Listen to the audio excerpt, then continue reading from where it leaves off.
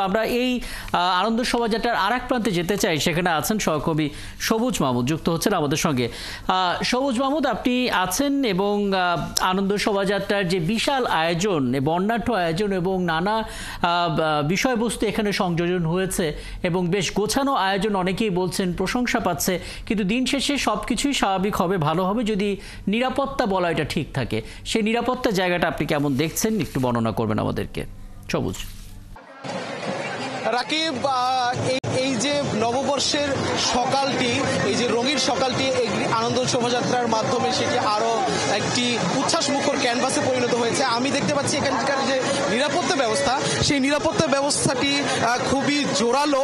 এই শোভাযাত্রার দুই পাশেই নিরাপত্তা রক্ষা কর্মীরা তাদের মধ্যে একটি বলয় সৃষ্টি করে রেখেছে। পুরো শোভাযাত্রা জুড়ে ডানে এবং বামে নিরাপত্তা কর্মীরা আছেন। সেখানে পুলিশ, আনসার, বিজিবি, র্যাব এবং ভলেন্টিয়ার সংগঠন, স্কাউট এবং ঢাকা বিশ্ববিদ্যালয়ের প্রক্টোরিয়াল যে টিম, তারা শোভাযাত্রার ডানে বামে একটি নিরাপত্তা বলয় সৃষ্টি করা হয়েছে এবং শোভাযাত্রাটি শুরু হয়েছে চারুকলা গেটের সামনে থেকে এবং শাহবাগ হয়ে এটা ঘুরে টিএসসি, তারপর শহীদ মিনার, তারপর দোয়েল চত্বর, বাংলা একাডেমি, তারপর আবার টিএসসি হয়ে চারুকলার সামনে এসে এই শোভাযাত্রাটি শেষ হবে। এবং এই শোভাযাত্রাটিতে অংশ নিয়েছে দেশের 28টি নৃগোষ্ঠী, পাহাড়ি এবং বাঙালি মিলের সংগঠন। এবং আমি দেখেছি লালনের কুষ্টিয়া থেকে লালনের যে দল, সেই দলটি এসেছেন মূলধারা বাংলাদেশের যে সংগঠন, সেই সংগঠনটি কৃষক হয়ে। আপনি দেখতে পাচ্ছেন এখানে ফ্যাসিবাদের যেই মুখাকৃতি, সেটি সামনে রেখে তারপরে বাংলাদেশের জাতীয় পশু রয়্যাল বেঙ্গল টাইগার আছে, জাতীয় মাছ ইলিশ, তারপরে আছে শান্তির প্রতীক পায়রা, এবং শেষের দিকে আমরা দেখতে পাচ্ছি 36 জুলাই সেই এবং শহীদ মুগ্ধের যে পানির বোতল, সেটিও কিন্তু শোভাযাত্রার এই প্রতিকৃতিতে রাখা হয়েছে। শোভাযাত্রাটি খুব আস্তে আস্তে অগ্রসর হচ্ছে এবং সেটি শাহবাগ থেকে ঘুরে আবার টিএসসি দিকে যাবে, টিএসসি থেকে আবারও যাবে শহীদ মিনার থেকে দোয়েল চত্বর থেকে বাংলা একাডেমি হয়ে আবার চারুকলার সামনে এসে এই শোভাযাত্রাটি শেষ হবে। এখানে নিরাপত্তা ব্যবস্থা খুবই জোরদার। আমি দেখতে পাচ্ছি পুলিশের লোকজন এবং আইন শৃঙ্খলা বাহিনীর লোকজন, তারা একটি নিরাপত্তা বলয় সৃষ্টি করে রেখেছে, সবাই সতর্ক অবস্থান করছে।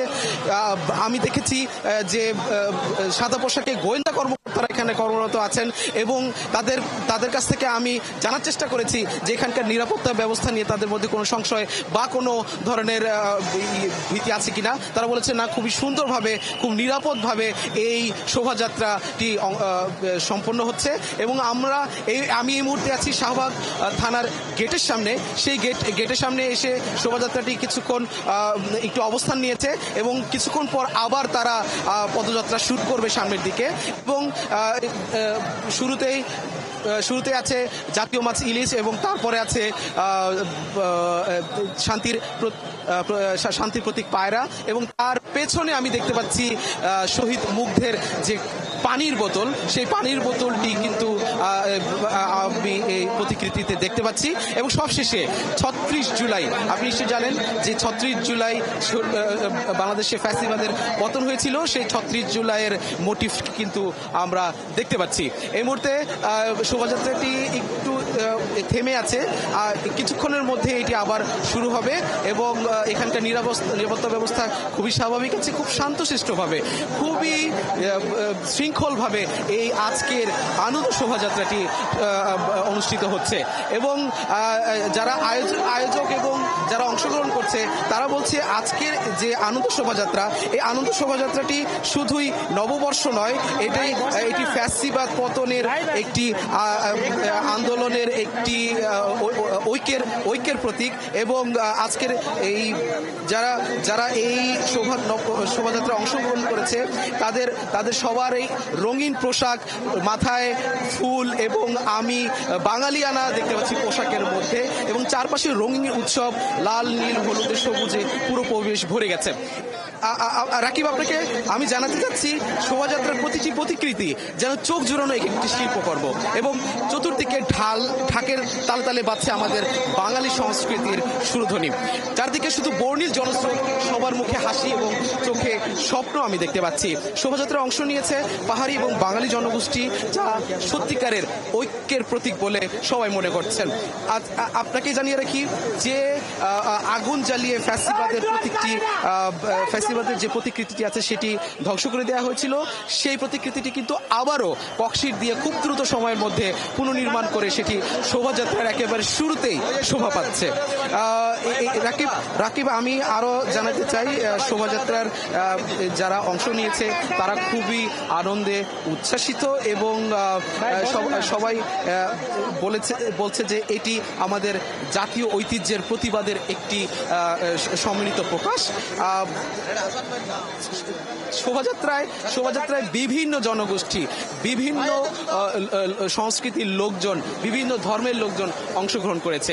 শোভাযাত্রায় কিন্তু এবার একটু ভিন্ন রং আনার চেষ্টা করা হয়েছে। শোভাযাত্রার শুরুতে 18টি প্রশিক্ষিত ঘোড়া, যেগুলো বাংলাদেশ পুলিশের পক্ষ থেকে এই শোভাযাত্রায় অংশ নিচ্ছে, এবং আছে পুরান ঢাকার কয়েকটি ঘোড়ার গাড়ি।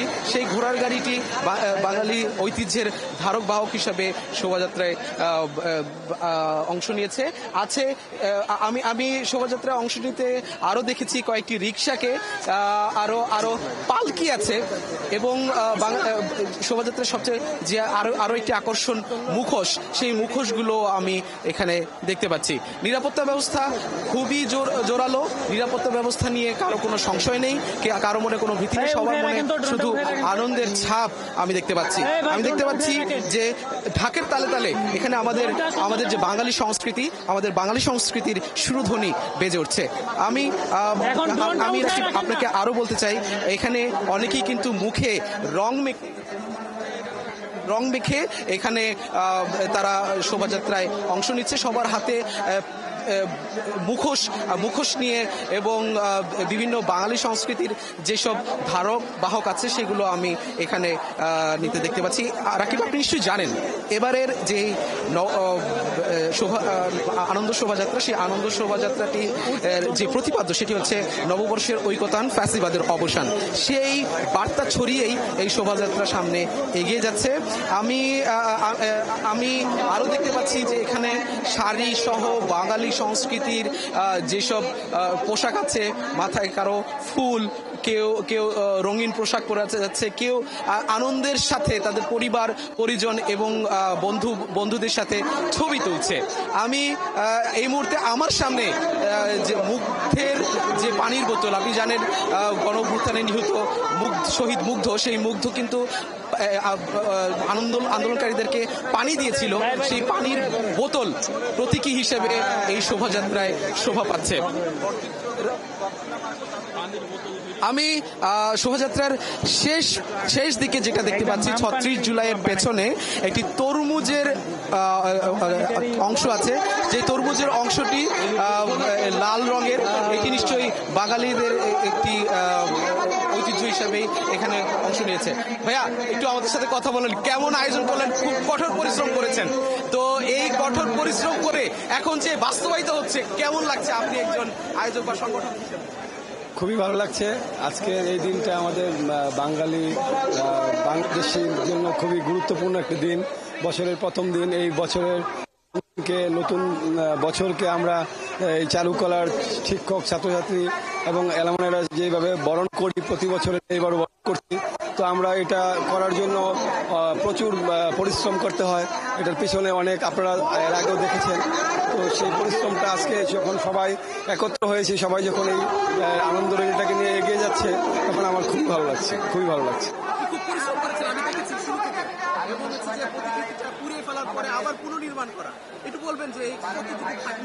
এটা তো আসলে আমার একার খাটনি না, সবাই মিলে আমরা এটা করেছি। তবে এটা খুবই অল্প সময়ের মধ্যে করতে গিয়ে প্রচুর খাটুনি দিতে হয়েছে, শেষ পর্যন্ত এটা হয়েছে। এই জন্য আপনারা দেখতে পাচ্ছেন। হ্যাঁ, খুব ভালো লাগছে, খুব ভালো লাগছে। আপনাকেও ধন্যবাদ এবং শুভ নববর্ষ। রাকিব, আপনি শুনছিলেন আমার সাথে একজন চারুকলার অ্যালামনাই কথা বলছিল, যিনি এই যে আনন্দ শোভাযাত্রা, সেই আনন্দ শোভাযাত্রার যে প্রতিকৃতিগুলো তৈরি হয়েছে তার পিছনে উনি শ্রম দিয়েছেন। এর আগেও আমি ওনাকে ৭১ টেলিভিশনে দেখিয়েছি। এই ছিল আমার কাছে থাকা সর্বশেষ অবস্থা। আমি এখন শাহবাগ থানার সামনে এবং মঙ্গল শোভাযাত্রার শুরুতেই আনন্দ শোভাযাত্রার শুরুতেই অবস্থান করছি। এবং আপনার মাধ্যমে আসলে সবুজ মাহমুদ আমরা আপডেট হচ্ছি, সেই খবরগুলো দর্শকদেরকে জানানোর চেষ্টা করছি এবং এখন পর্যন্ত আসলে কি কি আয়োজন রয়েছে সেগুলো আমরা একবারে একটু জেনে নেওয়ার চেষ্টা করলাম।